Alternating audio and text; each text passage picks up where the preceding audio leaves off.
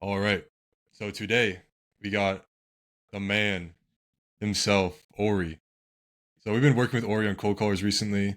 Man's absolute professional when it comes to the game, cold calling, and today we're just gonna yap on everything cold calling. And Ori has a lot of very interesting insights to share today. So if you want to go ahead and just introduce yourself, then we can get Yeah, started. so my name's Ori. I have two companies. So I have Miraponte Marketing, which is an outreach agency that I run with my wife, and then I have Manos Health that I run with my wife and my business partner Rashab, which is a healthcare marketing and consulting firm. We work with a lot of large healthcare companies and small. So we work with I have clients that are like agencies that are barely above $10,000 a month.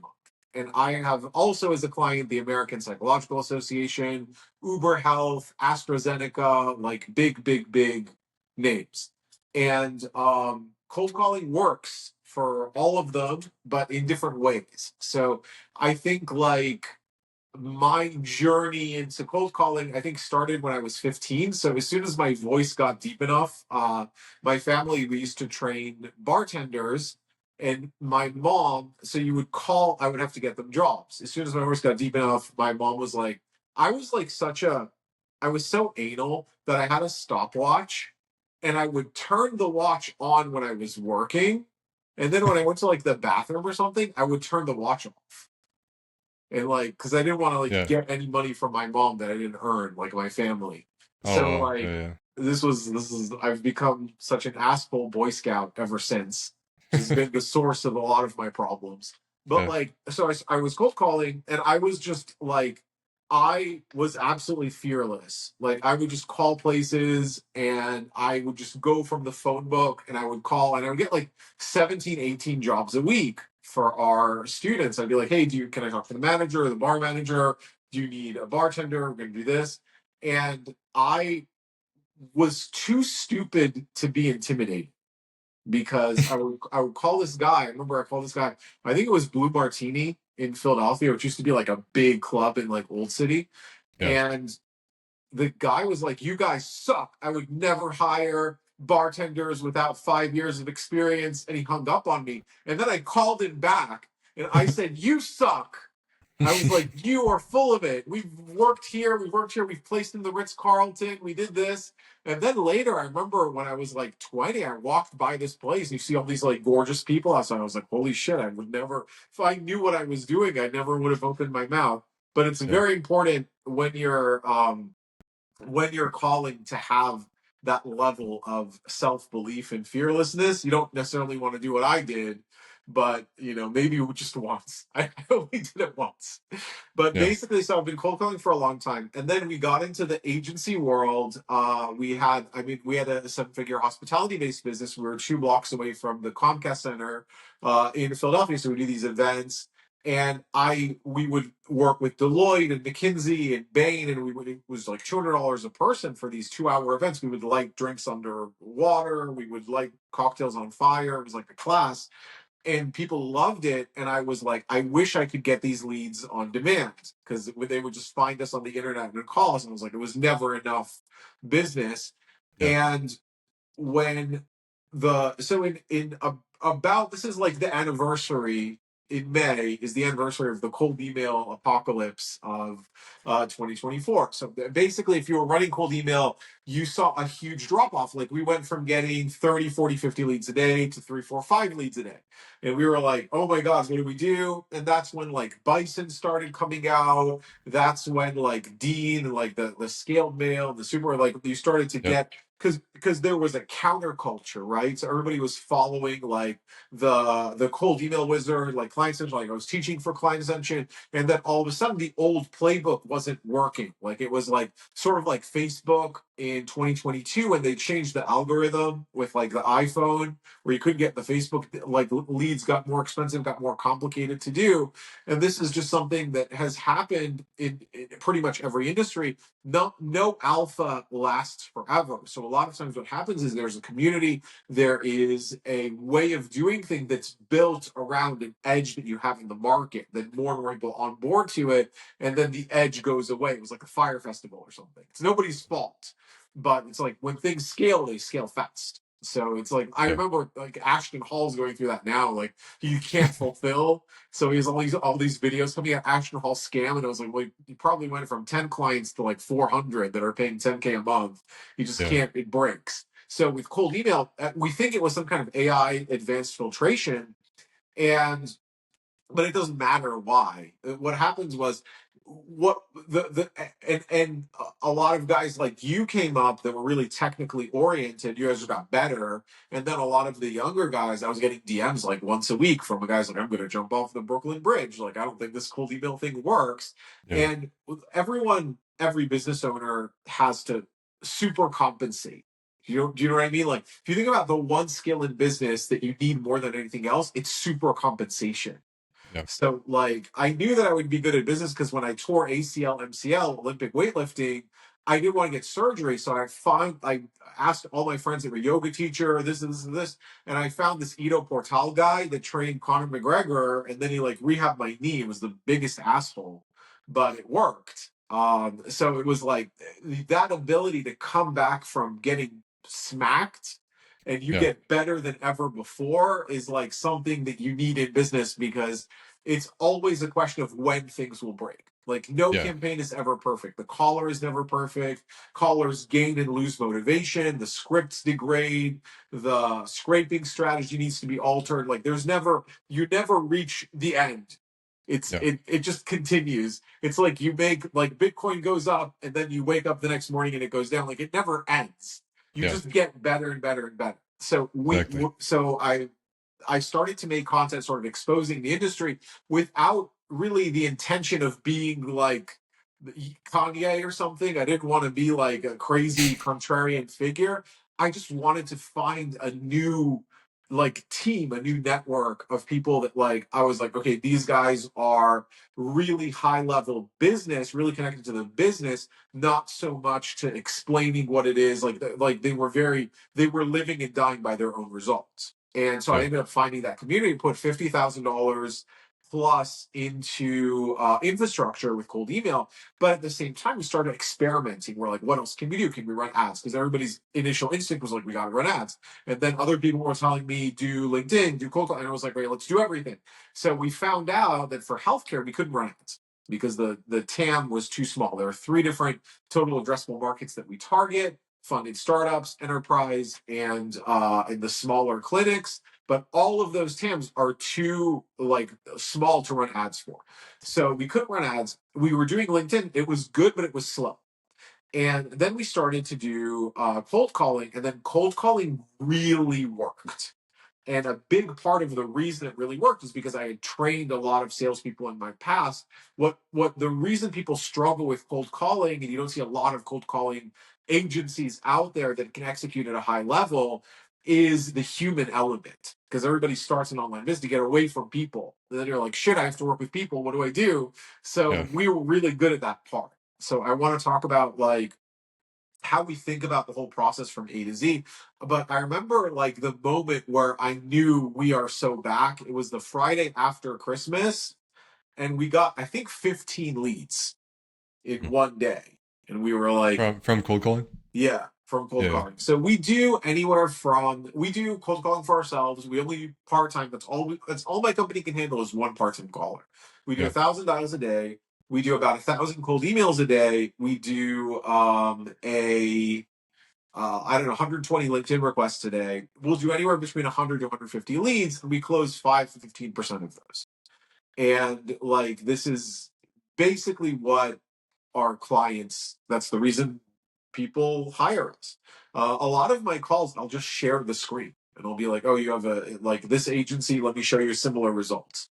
And like, the big thing with cold outreach and with cold calling is you have to get really really good at playing high level communication and status games. So if you think about like, let me ask you this question: why do you think that somebody with maybe a British accent or an American accent does better as a cold caller than maybe somebody from Africa or somebody from India? Well, it's just a more like developed society, or I mean, I don't know. So That's what I'd say. It's more developed just markets. there are By some. the way, sorry, your camera uh like went No, no, off. no. It's normal for Riverside. It Oh, okay. freezes, but it still records everything. Oh, okay, got you, got you, You're good. Don't freak out because I remember the got first time I was freaking out too. So you. Yeah, that's all good. basically, what's going on is some cultures and some people are considered higher status than other people, Yeah, right? And you also see countries and cultures gain status. So a really good example is Korea. So Korea now versus Korea 20 years ago is like two completely different countries. Like its perception, the soft power, its place in the world is very, very, very different. And then you have a country like, unfortunately, where I'm from, Israel, that has lost a lot of status over the last couple of years. yeah, This is, it's just normal. So when you have a higher status country or country that's considered higher status, and you have somebody from that country, they're treated better. Like you can sell as an American if you go to Asia, you're treated better. If you're from a certain ethnicity, certain nationality, you're treated worse. It just is what it is. And Americans are not immune to status games. And then all effective cold calling is an extension of that status. So who has the highest status in America is a C-suite executive. So a lot of what we do and a lot of what my mom was training me to do when I was younger is she was training me to do very high level corporate business to business communication without me realizing it. And this is when we train our callers, it's very unnatural to talk the way that I'm talking right now. It's just like someone who's a boxer is unnatural. You have to overcome your human instincts. Someone who is an yep, opera singer is unnatural. You have to teach your body how to do it. The desire to be good is natural. The yeah, desire to get really, really good at something. But the skill set of it's really just four things. It's talking a lot more loudly than you think is normal. It's smiling because if you just talk loud and you don't smile, it sounds like you're yelling. But these two combinations, if you read the charisma myth, the power, like the Darth Vader and the Mother Teresa, they come together, and that's mm, charisma. great And quote. it's, by the way, it's also why I was. That's also why the cute people do better sometimes than really good looking, like bombshells. Like I was talking to the head manager of Xfinity Live back when that was like pound for pound the busiest nightclub in the U.S. And they were saying that the girls that looked like Anna Kendrick from Pitch Perfect would do better than the Marilyn Monroes because they were very approachable and Yeah, sweet, but they were still very pretty. So you're sort of doing the same thing with your voice. You're very loud, but you're very relaxed and you smile and you pause. You pause and you talk slow. And one of the things that we do is like actors will do this. So when we role play with our team, we have one character be the high status character. And then we have the other character that's the low status. If you ever watch those I Love Lucy shows, like a lot of humor and a lot of romantic comedies are status game humor. There's a really good Korean movie where you can really see it, where the guy is from America, like they're both Korean, but the guy's from America and he only speaks English. And the love mm, interest is Korean and she only speaks Korean. So the whole movie is really funny. He's like, he's like, go over here now. And it's funny, but it's like sexy at the same time. So you yeah, have so you can play status games as an actor, and those are a lot of fun. And it's the other thing that you can do to develop it is you can do high status communication, but just talk about random bullshit. So you can say, like, Christian, yesterday I went to the market and I got three apples and I gave one to my wife and it's just bullshit, but you get used to, and then people listen to you and they don't even know why. it's really And that's smart. when you know you're good. Yeah, So a lot of what we're teaching is really, really high status communication because the way you bridge the status gap, the way you get people to listen to you, because our brains are very survival based in the beginning. When we're first talking to somebody, it's friend or foe. It's, can this person help me? Should I listen to this person? So you can cross that bridge by being very relevant to someone, which is what a good cold email does. And you can also cross that bridge by being very high status. If you're very good looking, or if you're very successful, or if you sound like you are, you can also cross that bridge much easier. And then people listen to you.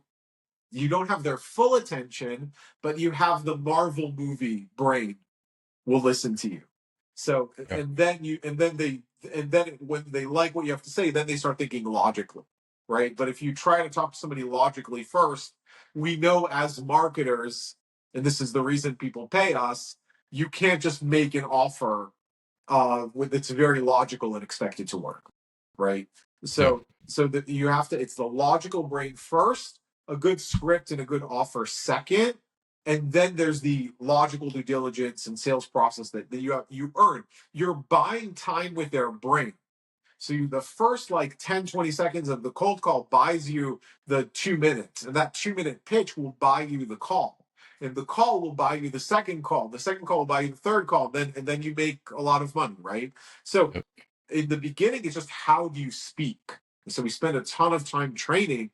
And then the next thing is, okay, well, what are the elements that make a successful script? So one of the things that we did is after we had 50 campaigns, because I used to just write the scripts from zero.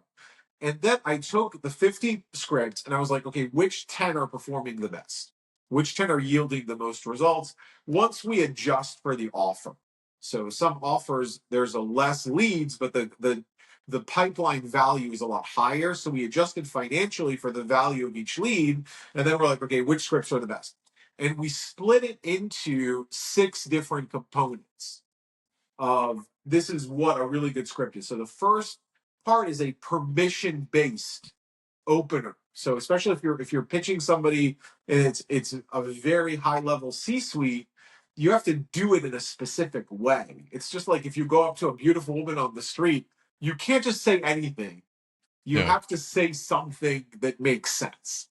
So what works really, really well is like, hey, is this Christian? Like, this is Ori. I'm calling from Miraponte. This is actually a cold call. We do not know each other, but if you give me 20 seconds here, I'll explain why I reached out to you specifically. And from there, you can tell me if it makes sense to keep talking. Does it sound fair? And then they're like, yeah. Then you go into it. Yeah. Now, the way you say it is a little bit like a bad boy because you know that you broke the rules, right? So you know that you passed the gatekeeper. You know that you called them maybe like when they're about to leave the office or out of you transfer you, Yeah. but like you know you're doing something wrong, but you smile and it's like, I'm the one that your mom told you to stay away from. Like, do you want to hear what I have to say? Like that's the attitude. When you do it like that and you have fun with it, it works.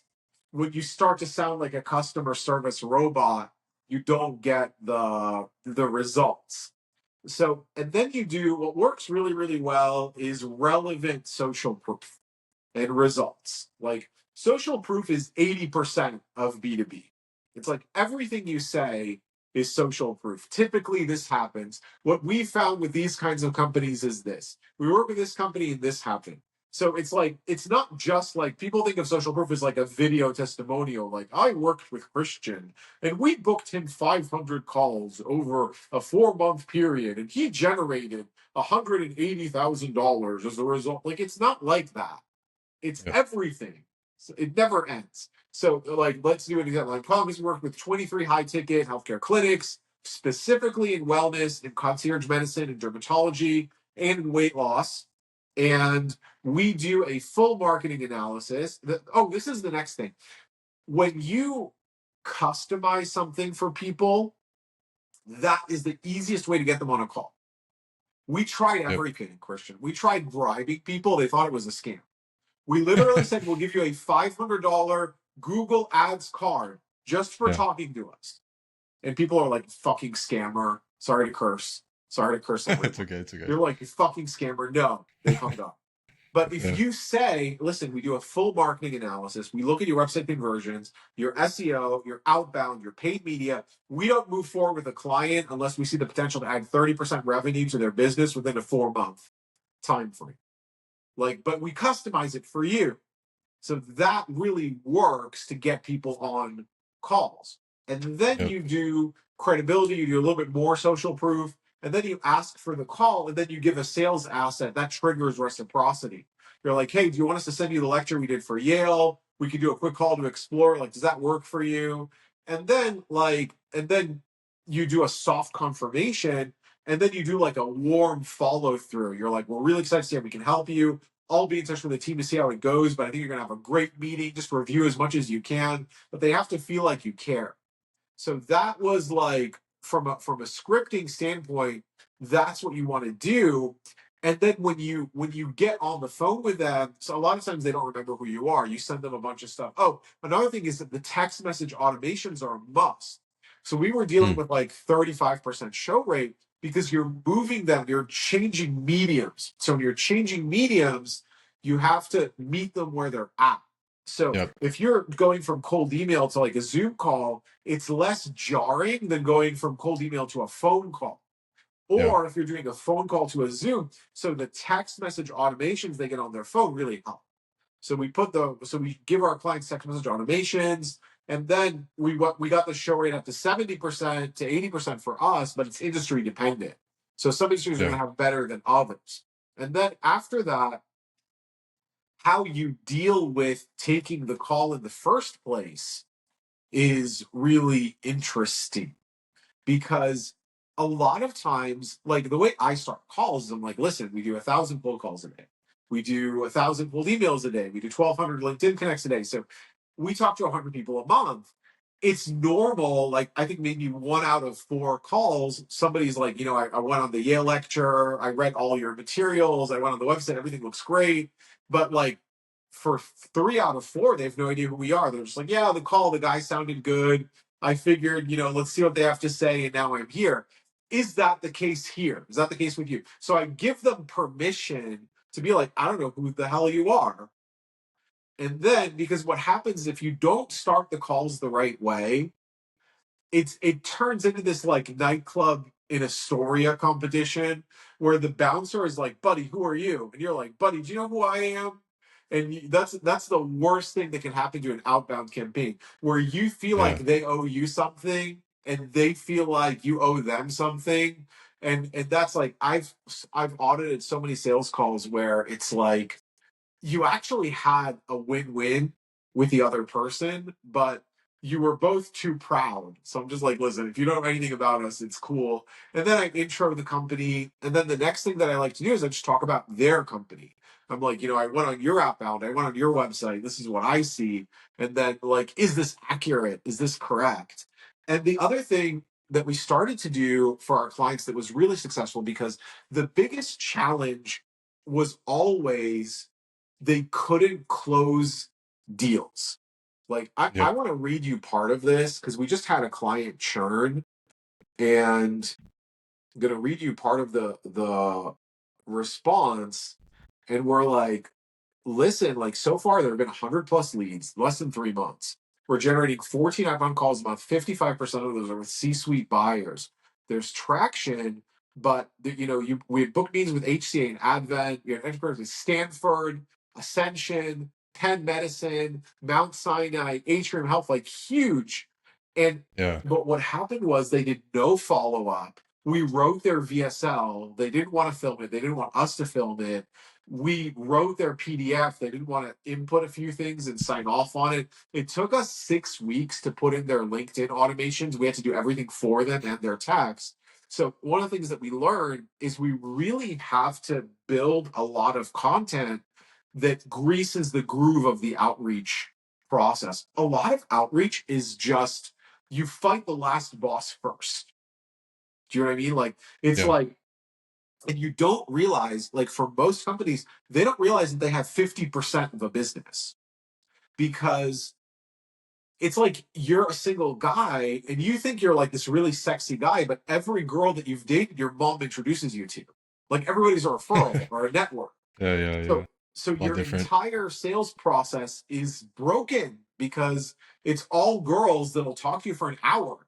And then all of a sudden you have to meet a girl at a coffee shop or a nightclub or whatever and get her number, get her to go out with you. You have no idea what to do, and you don't even know how bad it is until you're like you have to go up to her, your heart is pounding, you're like sweating everywhere, and you're like, why is this so hard? And then it's like the first 5 sales from outbound are just absolute nightmare mode torture.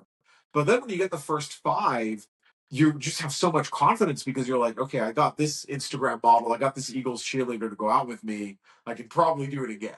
I might Yeah, fail a bunch of times, but I'm validated. willing to fail because it's going to give me the people that I want to date or the companies that I want to work with, Yeah, right? And then it just becomes a question of how do I find the best targets? And like the scraping strategy and the triple verification, getting the phone numbers, that's actually where the real work is when you get good at outbound. And you know this from your business. yeah, Like most of the work is getting the leads. It's like you walk down the street in Miami in Brickell, and you'll get like 10 phone numbers because it's like every girl that you see are like, wow, she's gorgeous. I would at least go out with her, right? Maybe you would marry some of them. Unfortunately, it is still Miami, but they're still good girls.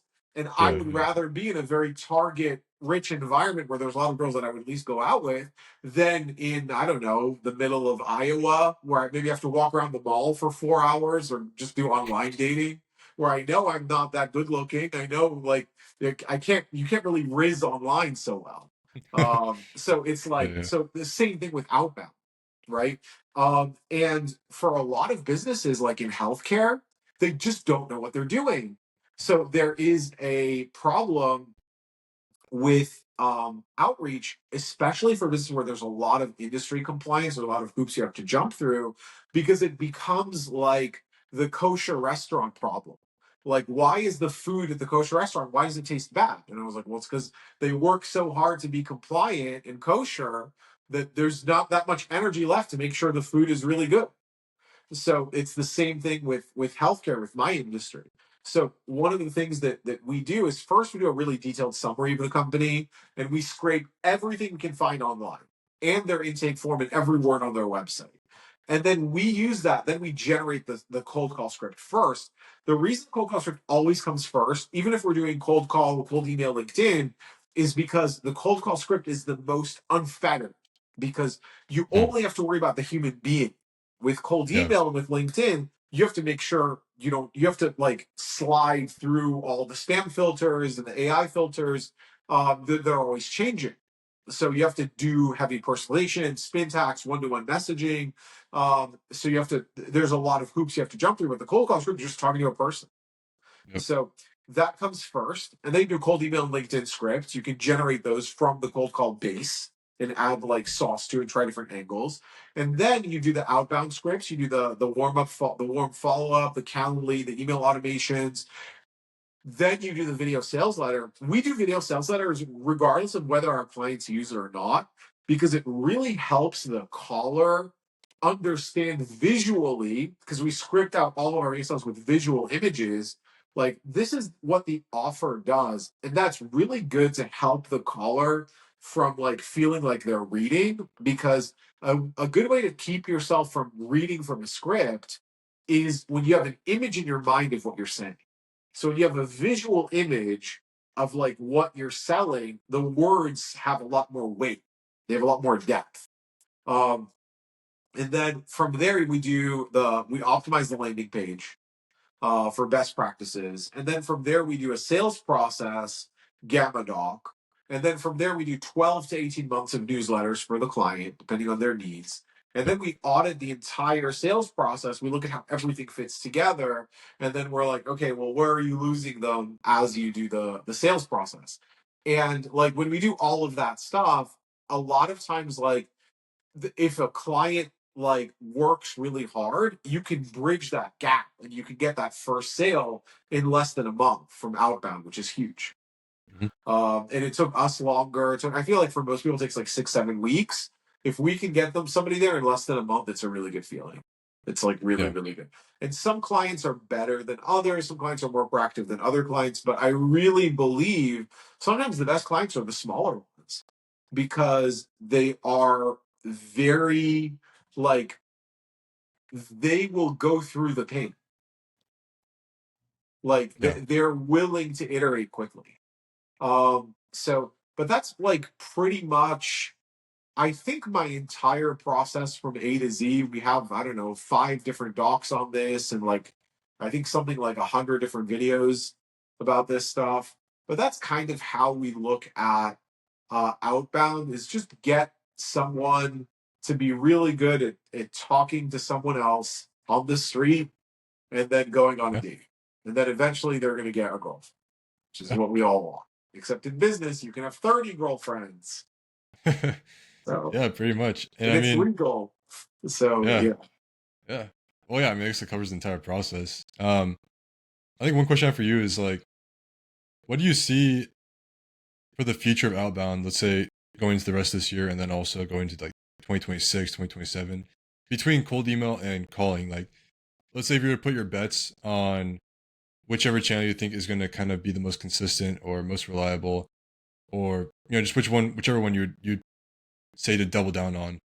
Um, what would you say between like cold calling, cold email, LinkedIn? I mean, of course, each one has their own like advantages and whatnot. But I think the big challenge. Oh, let me give you the strengths and weaknesses of all of them.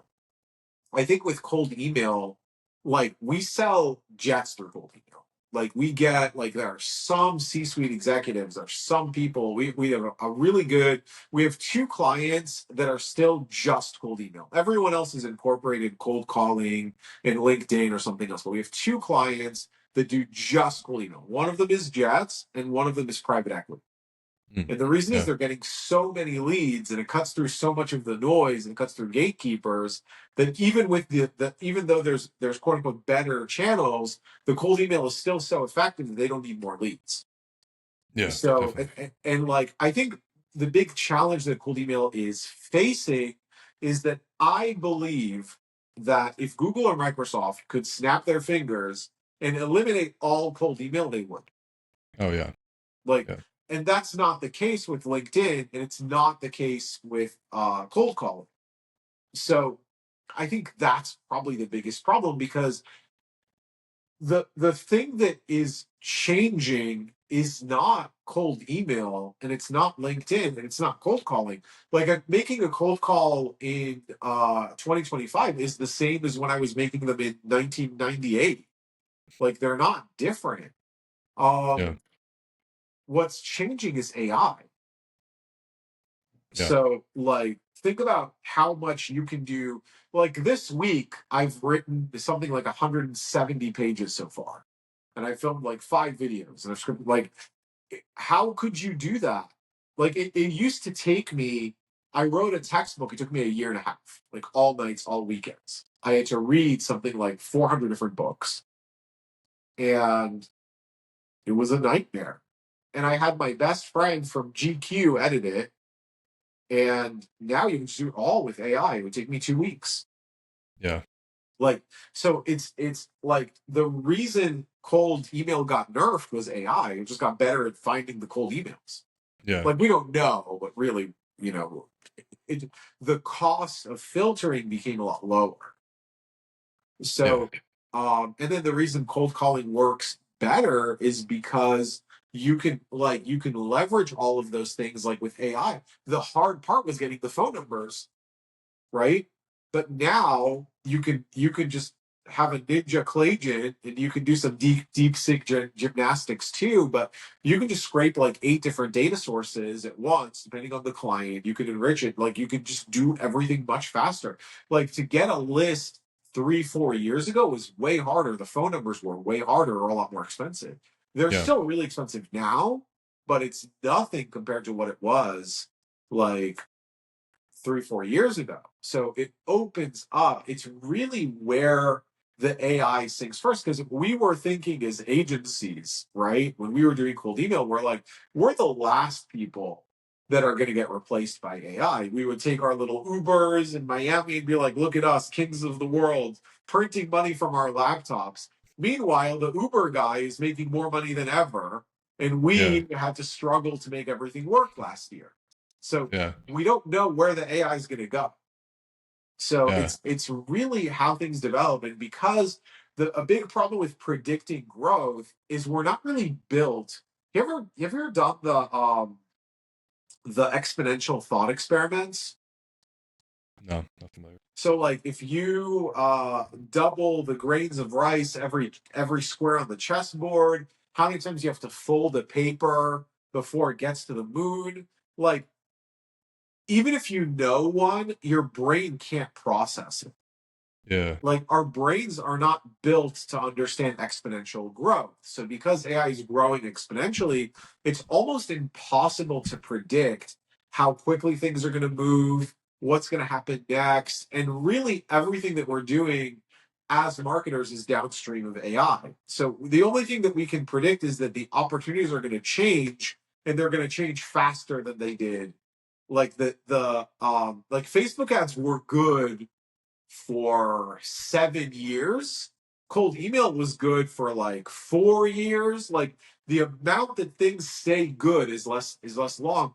I will say that with cold calling, I don't think, because it's such an old technology, I don't think that it's there's just not much that's gonna change.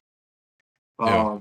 But who knows? Like what might happen is it might just get flooded with so like it might just get so popular that but I mean cold calling is so psychologically difficult that I Yeah. don't know if that, because it's like it's like have you have you ever done cold approach? Have you ever gotten a girl's number and you went on dates and stuff in real life?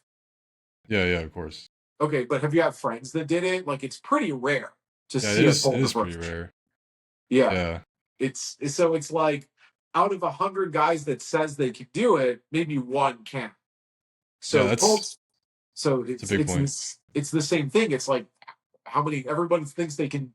Every guy thinks they can beat up anybody. They can get any a girl's phone number, and but then when they do it, they can't. Like Yeah. I talked to how many clients do you talk to that are like, yeah, I do cold calling. And I was like, well, how many calls do you make a week? And they're like, oh, like 50. And I was like, well, we do 1,000 a day. And they're like, Yeah. well, how? And I was like, oh, that's another thing is you wall everything off in the Yeah. business. So the cold caller just calls. And you set up everything, the best AI noise filtration, the best like auto dialer. All they have to do is call. And then you have another staff member, all they do is customer success. And then you have another one, all they do is scrape leads. And you have a pod, just like e-commerce, you have like a pod that's like responsible for a certain amount of clients. But you have the customer success, you have the scraping, you have the script writing, you have the call, but everyone just does one thing. And that's what makes it cheaper than doing it in-house, because you can do it for 20 clients or 30 or 40 or 50 clients, and the cost goes down the more clients you have, and Yep. you pass that savings along to the business. So that's another really important thing, but I don't think anybody really knows, because like it was really like I don't know anybody who was predicting AI, like this is where AI is going to be in 5 years, because we all thought that we'd have like robo taxis 5 6 years ago, and Yeah. it didn't happen, right? And we're still like Well, the Amazon, they kind of they got those in LA though. They have a few of yeah, those but in LA. it didn't conquer the world. Yeah. It's not Yeah. Yeah. like I can go and pay $3 and go into like a Tesla taxi and go to like Miami Beach. I Yeah. still have to like hire a crazy guy starting and stopping the car every 5 seconds, right? Like Yeah. so it's like it doesn't happen. Like people are still delivering the Amazon packages hopped up on a leave, right? And like Hmm. working like 50, 60 hours a week to provide for their family. Like that's still going on. It's not all Optimus robots. So we don't know what is going to change first or second, or how the capacity is going to develop.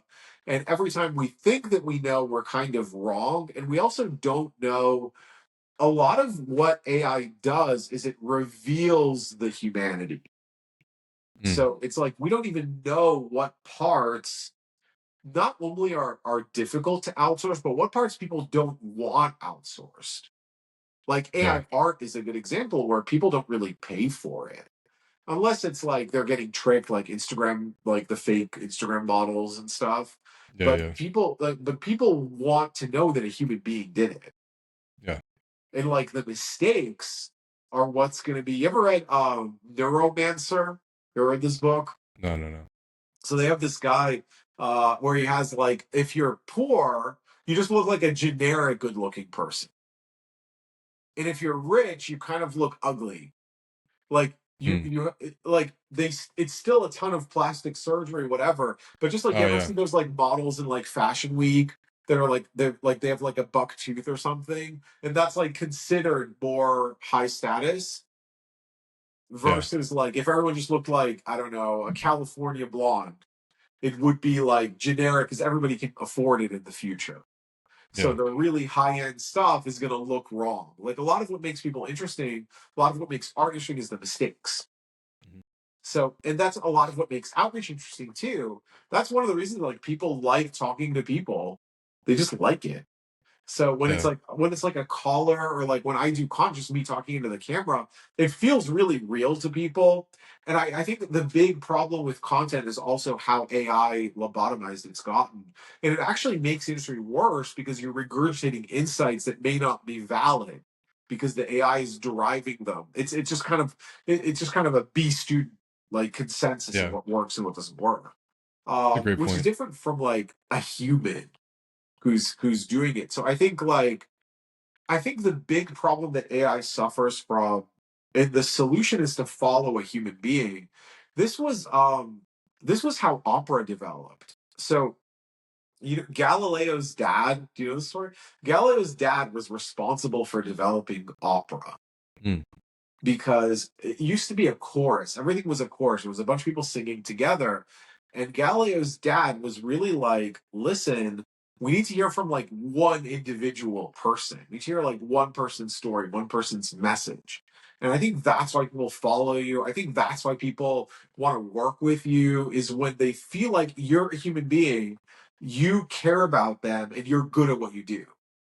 And I Yeah. think that like that is the essence of outreach. You want a guy like the new Superman movie, you want a nice guy who's good at what he does, who gives a shit about you. That's my answer. Just do those three Exactly. things. Yeah. And here's your thoughts on AI callers. Do you think that's ever like in the future, or even in the present moment?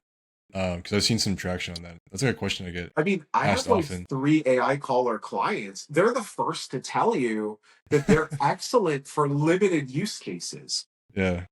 So, like, let's say you have a pool company and you have five, fifth, I don't know, 10,000 people on the call list. And you just want to tell them about a special that you're doing. Like, you can't hire a salesperson to just call them all day. But like a caller can do it, a robocaller can do it. It'll be Yeah. like, hey, do you want to talk to somebody right now? You get 30% off this month for Memorial Day, whatever. Like, Yeah. cool. Like, we had a company that made $1 million. Just $1 million extra revenue. Cost them like pennies. So Yeah. for specific use cases, they're great. It's when you try to replace a human being completely that I think it falls flat. Because people like buying from people. Like my brother is a very successful software engineer, algorithmic trader, like super smart, like Jane Street level market maker, builds trading bots. And one of the things he always says is he's like, you don't understand. Like sales and having a human being that you can iterate with and have a positive feedback loop with is the most difficult thing to outsource, and it's not something that people even want outsourced. So as long as you like the game of sales, I also feel like sales is the one game that you can't opt out of in life. Maybe Yeah. sales and like you have to do your cardio, right? Yeah. So it's like all the stuff we hate doing. But you can't like not do it. Like it's in everything. So I don't see that changing, but what I see changing is the amount of leverage that top performers have. So Mm. how many copywriters would you need to hire in your business right now if not for AI? Oh man, we probably need at least another 4 or 5 employees. And what happens is it's not so much about the employees, it's your corporate culture gets diluted. Because Yeah. do you know what Dunbar's number is? No. So Dunbar's number is this like this tribal number that's like you can Oh, only I think I know what you're talking handle about. a Yeah. hundred, yeah, you can only handle 150 connections in your head before things start to get blurry. Yeah. You ever have, you know what it feels like? You ever have like prom, like with like 600 people and it just feels like a blur? Doesn't Yeah. running your business feel like that now? Like about 50K a month? Does it all feel like a blur? Yeah. And you Yeah. just Pretty trust much your like team? across all the clients, and then it's just like, yeah. Yeah. Yeah. You Yeah. know things are going well, but like team members are doing everything and you just step in when there's fires. Yeah. Pretty So much. it's very similar to that. But the less team members you need, the more you can keep a very high level of operations in corporate culture, right? Like, why are there a million Shake Shacks and there's only one 11 Madison Park? Why is only one best restaurant in the world? Why can't we clone it? Because Yeah. it's fucking hard. But if you can leverage a lot of those tasks, then you can actually clone it. And you can keep that same level of execution 50 clients, 100 clients, 200 clients. I think that is more important. But there's no Very agree. substitute for excellence, I think. Yeah. I completely agree with you on that. That is very true. And I feel like that human touch when it comes to sales. I mean, maybe I guess to the point where it's so good that it's genuinely impossible to distinguish from a human. But I think that's going to be a very long time for now that we won't need to worry about. And I guess one last question since we're kind of reaching the time here. So with cold calling, let's say someone's listening to this, they already run their own cold email system or doing some sort of form of outreach or looking to do outreach. Where do you say cold calling fits within the overall outbound system? Like, do you think it's like the vehicle to that's going to help you scale further, or it's like a good vehicle for like getting some initial validation before firing cold email? Like, where would you say kind of fits within the overall outbound system? Um, I like to set them up to stand and fall on their own merits. Yeah. So I don't like. I remember. Do you ever have these calls with these people that had like these super long flow charts, and we Mhm. were just kicking their ass with like Mm. actual leads. Like I remember I got on this call with this one guy, and they're like, "Well, as soon as they put their information in, they get a no ring voicemail." And then 10 minutes later, they get an SMS. And then they get like a this. And I was like, okay, but how many leads do you get? And it was like way less than us. Yeah. So like I like to run the horses against each other. So like for healthcare, we usually say we do all three. Some people only respond to one. Some people will always answer the phone. Some people never answer the phone. Some people always look on LinkedIn. Some people never go on LinkedIn. Some people respond to cold emails like, you don't know how the person likes to buy. And it's financially not difficult because you can run the volume of 5 SDRs for the price of like a single knowledge worker or less, right? So it's like a trivial amount of money compared to having an SDR team like a few years ago. Um, but I think that with cold calling, so we have a client right now that we have 3 callers on, and we were iterating the script literally every 3 hours to make it Mm. better. I don't think that's possible to do with cold email because you don't even know. Like with cold email, you can't tell when they stop reading or why they don't Yeah. respond.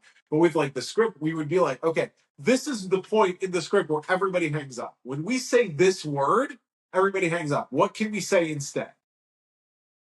And then Yeah. 3 hours later, there's another problem. And then 3 hours later, because with outreach, it's almost like one person.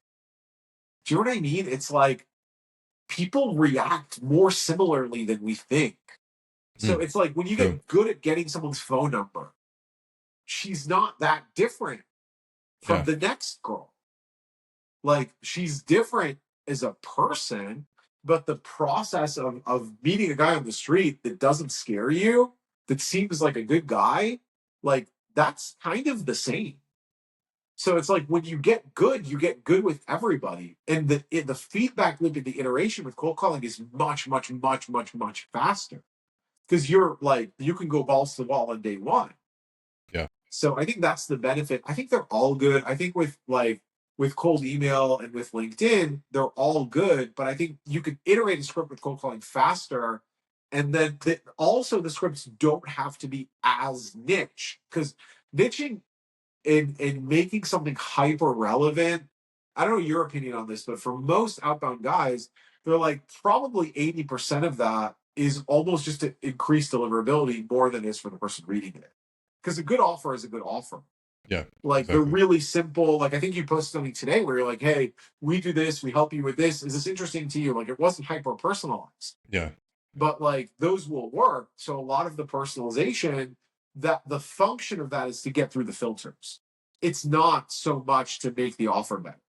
It helps a little bit, but not as much as you'd think. And part of the reason is people are used to AI messaging. So people are used to some level of personalization. So it feels insincere, especially when it's very personalized. It would Yeah. be like me messaging a girl online and be like, I notice you live on this street. You want to Yeah. get Exactly. coffee? Like a lot of times it weirds people out. Yeah. So Exactly. the question is always why you're doing it. Yeah. And also with C-suite communication, it is very brusque and very informal and very plain. So it's like it's not like as a C-suite. Like when I send email to my friend, it's not highly personalized. Like I was messaging Bodie from Striker. We have one of our clients that does actually the AI voice callers, and their ideal prospect is service-based business, which is what Bodhi does. And I sent him like a message. My opener was the bass guy with a bong and a beret. And I was like, yo, you want to be my client? Like, he'll do a free trial for all of your clients, then I'll give you a sweet affiliate deal. He's like, Yeah. yeah, set it up. And they just met. Yeah. Like it wasn't hyper personalized. It was just like, do you want this? He's like, yeah, okay. Yeah, So, that's so true. Like if you have an amazing offer, you don't need any personalization. That's what we've seen across our entire clientele. but Any client also that's just an like, amazing offer, we don't do any personalization because it's just not necessary. Like the offer sells itself. We don't need to try to like twist the words anyway to where it do, becomes somehow more convincing. Do you know what I Um, like about this? Have you seen this All In show, the All In podcast? no, I haven't seen it. So you should listen to it because it's all these billionaires like talking to each other, right? Yeah, And you'll notice, and this is one of the things that I tell my callers, is I'm like, what you think corporate communication is only true in the middle. It's like the big wig meme, and yeah, you're like the jacked guys that are working the dock and the CEOs, they talk the same way yeah. to each other. Very And then in true. the middle, there's all the bullshit. There's all the corporate bullshit. But you talk like a CEO. Yeah, And like that is very counterintuitive. yeah, But when they get it, they get it. Because then they start getting results. They're like, holy shit, I'm booking 5 times as many calls, and I sound like kind of a jerk. But a kind of a nice jerk. So yeah, that's the thing with sales is you can be very a lot of salespeople are kind of they watch too many gong.com videos and they just are super nice and they're selling value, but no one they're kind of pushovers, and then a lot of salespeople are super aggressive and they're always giving like these really hard ultimatums, like we need a decision by the end of this call, and I was like, or what, motherfucker? Like the year's gonna come, like, and that the problem with doing that is it really pisses off your ideal prospects because yeah, we all know the game. It's like trying to get scholars mate in chess or something. Like if you've been playing chess for more than 20 minutes, you know the game. It just yeah, pisses yeah, me off. So it's like, so what does work is you just always give people a way to leave. You're just like, listen, why don't we just let me just send you the strategy? We'll do another meeting. We'll talk about the strategy. You talk about the strategy. You're like, let me send you the contract. We'll do another meeting. We'll just talk about the contract. And then the onboarding, and then they just pay, and they're like, if you have any questions, let me know. But you always give them a way to leave, so then they can be honest with you because a lot of times they just don't think you can handle rejection, they're just not honest with you, so the deals don't close. This Yeah. is why like I don't send like a proposal, because what a proposal does is it mushes strategy and money and the contract. So if any one of those things is a no, then they just don't sign the proposal. And then you're following up with them forever. Like, hey, did you guys Mm. want to move forward? And then you have to do all this bullshit. We're only accepting 10 more clients for Q2. Yeah. Okay, buddy. Like, what is this? All this bullshit, even at high levels. I want to tell you a story, but I can't because I'm under NDA. But Oh, when I'm not under NDA, I will tell you a story about a very famous investment firm that is very notorious for doing this. But like it's such a low level sale. yeah. So people like buying. That's the thing with cold outreach too. That like the reason AI won't replace sales is because people like buying from people. Yeah. Like, don't you want to go when you buy like a Rolex or whatever? Like, I'm not really like a watch guy as a Timex. I just like Cartier style watches. Can you wear them with anything? But Yeah. like, when you go buy like a Rolex, don't you want like a beautiful girl to sell you like, Chris, how are you today? Person, Yeah. your friend Mason recommended you and blah blah blah. Do you want to look at the day dates we have on offer, or do you want maybe you want something a little more sophisticated? Maybe you want this, maybe you want a Cellini. Like, don't you want that treatment? Yeah. It's gonna be like a experience or like something that kind of like tickles the ego a bit We throughout the went to process. Gotham when I was a kid, and they said it, and my family was always like kind of broke, and we Yeah. paid for this like really rich family from Long Island. There was like a really pudgy kid. He was eating all the steak, like a Willy Wonka character, like like a super ego like huge kid. And we Yeah. were like poor, but we paid for dinner. And I remember when we paid for dinner, the server went up to my father and he was like, "Thank you, Mr. Geshury." And I was like, "Oh, that's pretty cool." I was like, it almost feels like it was worth it. Yeah. So you want to give people that experience, like in sales, you want to be fun to like. This is another thing. Your number one thing to be like your number one defense against AI is just to be fun to buy from and fun to work with. Yeah. Like it's like you just want to be easy to work with. Leave money on the table, create win-win environments, like create a sense of abundance what in your sales process, because what you find is that people's morality changes and the way they treat each other and the way they treat you changes in an environment of abundance. So Yeah. like when everyone has enough to eat, nobody's worried about predator. Like cats and dogs get along. Like everybody's happy. Like when you have clients that are really successful, like they stay forever. Everybody Yeah. wins. But you want to do as much as you can to cultivate that environment, Mhm. like as much as you can on your end. That's why you don't spend as much money as you could. It's this environment of we have a lot more than we need, and that buys you morals. Then people are just nice. Yeah. So that's like that helps you. It'll keep you out of a lot of trouble if you do that. Even when you have clients that are have more financial challenges, they get sucked into that vibe. Yeah. They just like that experience of buying from someone who it seems like that person is an expert and wants and actually cares about your success. Um, yeah, I mean with that, yeah, people always want to buy from people. It's Um, also hard. Like I think the big role of culture is the whole organization has to care. And this is yeah, like the hardest thing with an agency, because it's so easy for me to say, I do the content and I do the sales and I do the copy.